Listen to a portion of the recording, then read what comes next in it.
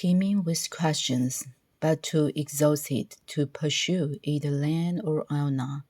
Morgan pushed open the heavy door and stepped inside. The chamber was bare except for a bed and a wooden chair in a corner. It was a far cry from the familiar luxury of her own room, though she had never been a girl who prized finery. Morgan sighed as the driver deposited her bag on the stone floor. "Will you tell Mother and Father that I love them and miss them?" she asked, feeling her throat tightened. The man bowed. "Of course, my lady." He glanced around the chiefly's chamber before turning back to Morgan. "Be safe, my child," he added softly. And with that, he was gone, leaving Morgan alone. Throwing herself onto the hotbed, Morgan finally gave in to a heartache and homesickness, sobbing uncontrollably until sleep finally claimed her.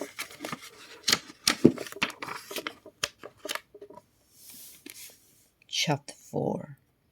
For the next few days, Morgan waited for word from her father that the war was over and that she could safely return home.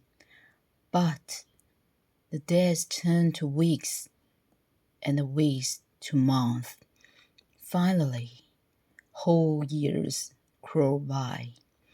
With a noble background, Morgan could have spent her time with the nuns on spinning and embroidery, but even if she did hesitate, she lacked the will, and she had ruined so many manuscripts in her attempts to decorate their borders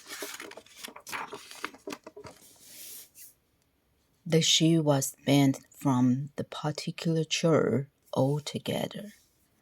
Morgan still preferred to be outside way and cared little for how the hard works of growing vegetables and grain make her hands rough and unladylike. Besides, the nuns all saw that the bees produced more honey under Morgan's charge than any others. In all this time, Morgan had received only a few letters from her mother and sisters. None of them told her anything about how the war was going, only that it still raged.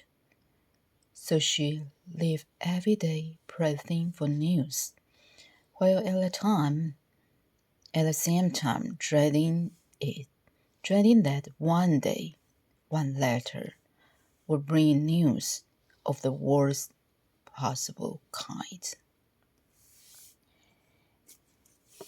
And that letter eventually came. Her father has been killed in battle. Morgan stared at the parchment in her hands, numb to anything around her. He was dead, killed by the man who had waged war against him for so long, for no reason she had ever been told.